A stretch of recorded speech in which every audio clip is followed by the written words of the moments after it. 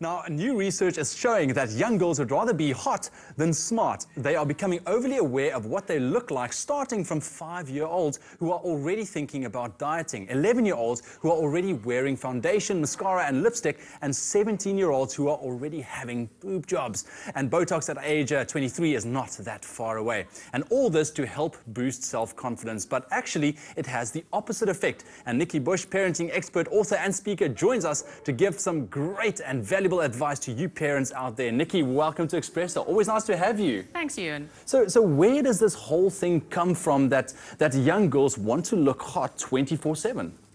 Well, think about what we do when we first see a little girl, whether she's 4, whether she's 6, whether she's 8 or 12.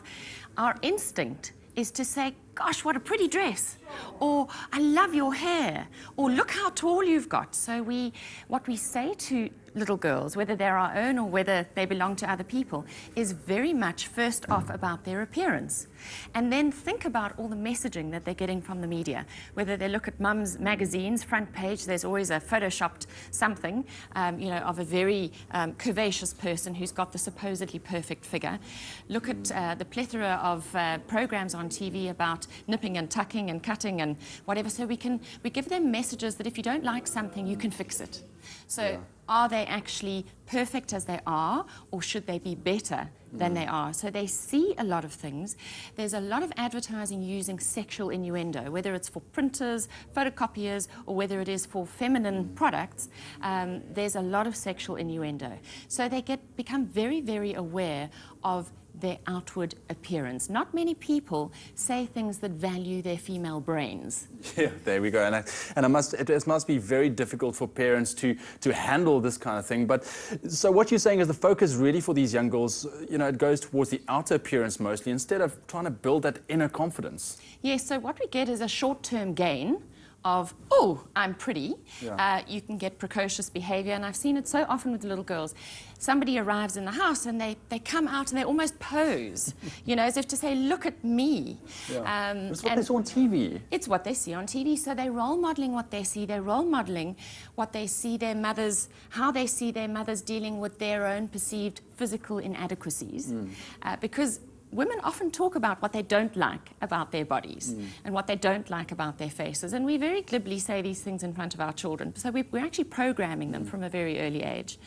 And we need to just be aware of what we're marinading these little girls in and start asking, I think, having different conversations with them. Instead of going straight out for what you look like, why don't we talk about things like, so what are you reading at the moment? We need to change our conversations. Even 4-year-olds are reading books, and they would love to bring you that little book that they're reading. They'd be so proud of it. What are you thinking to an older girl? What do you like? What do you don't like? What are your dislikes? What are your passions? And how would you fix the world to a 12-year-old or a 14-year-old? If you had a magic wand, what would you fix? So starting to have really interesting conversations with children, because right from the age of 4 or 5, they're actually philosophers. They have very deep thoughts about the world around them, but not many people ask about what is going on inside their heads. Exactly. So for the younger generation women, you would suggest that women in particular, mums, maybe people in influential situations, really play a role as the thinking woman, and not as someone just like, oh, look at me. Absolutely. So it really is about having those conversations, about changing the way we approach girls when we walk up to them, when we meet them. And if we start doing that, every girl is going to go through an awkward stage in her teenage years, where she's changing, where her skin goes bad, greasy and all those things. You need some inner strength to go through those times, especially when the world is telling you should be looking otherwise.